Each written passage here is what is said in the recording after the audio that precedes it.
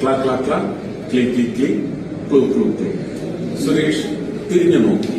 അതാ മുന്നിൽ ഒരു മൈന. ഫ്രം അസം. മോഹൻലാലിനെ നായകനാക്കി പൃഥ്വിരാജ് സുകുമാരൻ സംവിധാനം ചെയ്ത എമ്പുരാൻ സിനിമയിലെ വിവാദ ഭാഗങ്ങൾ ഒഴിവാക്കിയതുമായി ബന്ധപ്പെട്ട് നിലനിന്നിരുന്ന ചർച്ചകളിൽ നിർണായക വെളിപ്പെടുത്തലുമായി നടനും കേന്ദ്രമന്ത്രിയുമായ സുരേഷ് ഗോപി രംഗത്ത്. ചിത്രത്തിലെ ഉള്ളടക്കത്തിനെതിരെ തന്റെ സർക്കാരിന്റെ കീഴിലുള്ള സെൻട്രൽ ബോർഡ് ഓഫ് ഫിലിം സർട്ടിഫിക്കേഷനോ മറ്റ് കേന്ദ്ര ഏജൻസികളോ ഇടപെട്ടിട്ടില്ലെന്ന് സുരേഷ് ഗോപി ഉറപ്പിച്ചു പറയുന്നു.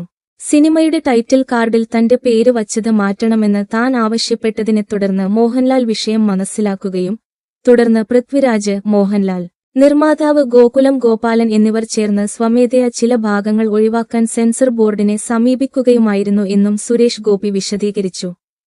സിനിമയുടെ കഥ മോഹൻലാൽ അറിഞ്ഞാണ് അഭിനയിച്ചതെന്ന് പൃഥ്വിരാജ് ഇപ്പോൾ വെളിപ്പെടുത്തിയത് മോഹൻലാലിന് ഗുണകരമായി വരുമെന്നും സുരേഷ് ഗോപി പറഞ്ഞു. ഫിലിം സർട്ടിഫിക്കേഷൻ ബോർഡ് എന്ന സ്റ്റാറ്റ്യൂട്ടറി ബോഡിയോ എമ്പുരാൻ എന്ന സിനിമയ്ക്കോ അതിന്റെ കണ്ടന്റിനോ എതിരെ നിന്നിട്ടില്ല. സ്ക്രിപ്റ്റിനെതിരെയോ ചിത്രീകരിച്ച ദൃശ്യങ്ങൾക്കെതിരെയോ എന്റെ സർക്കാരിലെ ഒരു വിഭാഗവും വന്നിട്ടില്ല. വഖഫിനെക്കുറിച്ച് സംസാരിച്ചുകൊണ്ടിരുന്നപ്പോൾ ഇതെനിക്ക് പാർലമെന്റിൽ പറയേണ്ടി വന്നു. വഖഫിൽ നിന്ന് ശ്രദ്ധ തിരിക്കാൻ പെട്ടെന്ന് എമ്പുരാൻ അവിടെ എടുത്തിട്ട കുതന്ത്രം എന്താണെന്ന് എനിക്കറിയില്ല. ബ്രിട്ടാസ് അവിടെ എഴുന്നേറ്റ് നിന്ന് BJP പക്ഷത്തേക്ക് ചൂണ്ടി അവിടെ ഇരിക്കുന്നവരെല്ലാം മുന്ന ആണെന്ന് പറഞ്ഞു. പക്ഷേ മുന്ന ആരാണെന്ന് എനിക്ക് ഇപ്പോഴും അറിയില്ല. കാരണം ആ സിനിമ ഞാൻ കണ്ടിട്ടില്ല, കാണുകയുമില്ല എന്ന തീരുമാനവും എടുത്തിട്ടുണ്ട്. ഞാൻ ആ സമയത്ത് മോഹൻലാലിനെ വിളിച്ചിട്ടില്ല. ഗോകുലം ഗോപാലൻ അവസാന നിമിഷം ആ സിനിമയെ രക്ഷിക്കാൻ വന്ന ഒരാൾ മാത്രമാണ്. അദ്ദേഹത്തിന്റെ കാശ് ഉപയോഗിച്ച് സിനിമ പുറത്തു കൊണ്ടുവന്നു, അത്രയേ ഉള്ളൂ. അദ്ദേഹത്തിന് ഇതേപ്പറ്റി ഒന്നും അറിയില്ല. ഞാൻ ഗോകുലത്തിന്റെ എക്സിക്യൂട്ടീവ് പ്രൊഡ്യൂസറെ വിളിച്ചു പറഞ്ഞു എന്റെ പേര് അതിൽ നിന്ന് നീക്കണം. ഞാനാണ് അവർക്ക് അവസാനം സെൻസർ സർട്ടിഫിക്കറ്റ് വാങ്ങിക്കൊടുത്തത്. ഈ പടത്തെക്കുറിച്ചൊന്നും അറിയാതെയാണ് ഞാൻ പല പെർമിഷനും വാങ്ങിക്കൊടുത്തത്. CRPFന്റെ പള്ളിപ്പുറം ക്യാമ്പിൽ അന്ന് ഷൂട്ടിംഗ് നടന്നില്ലെങ്കിൽ ഇന്നും ആ പടം റിലീസാകില്ല. കാരണം ആർട്ടിസ്റ്റിന്റെ ഡേറ്റും എല്ലാം തെറ്റും. ആ അനുമതി ഒറ്റ രാത്രി കൊണ്ട് അമിത് ഷായുടെ അടുത്തുനിന്ന് വാങ്ങിക്കൊടുത്തത് ഞാനാണ്. അതുകൊണ്ട് അവർ ആ പടത്തിന്റെ ടൈറ്റിൽ കാർഡിൽ എന്റെ പേര് വച്ചു. എന്താണ് എഴുതിയതെന്നു എനിക്കറിയില്ല. സുരേഷ് ഗോപി എന്ന പേര് അവിടെ ഉണ്ടെന്ന് എനിക്കറിയാം. അത് അവിടെ നിന്ന് മാറ്റണമെന്ന് ഞാൻ വിളിച്ചു പറഞ്ഞു. മോഹൻലാൽ ഇതറിഞ്ഞിട്ട് അദ്ദേഹമാണ് നിർമ്മാതാവിനെ വിളിച്ചു പറഞ്ഞത്, എന്തോ കുഴപ്പമുണ്ട്, നമ്മൾ അത് മനസ്സിലാക്കുക. മോഹൻലാൽ എന്തു പറഞ്ഞെന്നോ പൃഥ്വിരാജ് എന്തു പറഞ്ഞെന്നോ എനിക്കറിയില്ല. അതെല്ലാം അവരോട് ചോദിക്കണം. എനിക്ക് അവരുടെ ശബ്ദമാകാൻ കഴിയില്ല. ഇത് ഞാൻ പറഞ്ഞപ്പോൾ മോഹൻലാലും സംവിധായകനും അപ്പോഴത്തെ നിർമ്മാതാവ് ഗോകുലം ഗോപാലനും ചേർന്നാണ് തീരുമാനിച്ചത് അത്രയും ഭാഗം സിനിമയിൽ നിന്ന് നീക്കണമെന്ന്.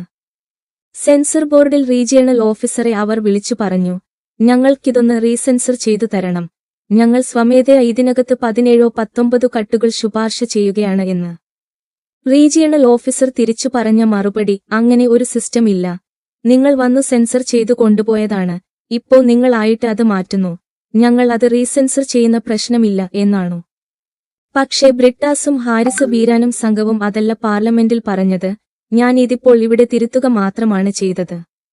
പക്ഷേ എനിക്കത് അന്ന് ഇമോഷണലായി പറയേണ്ടി വന്നു. അന്ന് എനിക്കെതിരെ വന്ന ആരോപണത്തിന്റെ അമ്പിന്റെ മുന ഓടിച്ചാൽ പോരാ, ആ അമ്പ് തന്നെ ഓടിക്കണം. ഞാൻ അത് ചെയ്തു.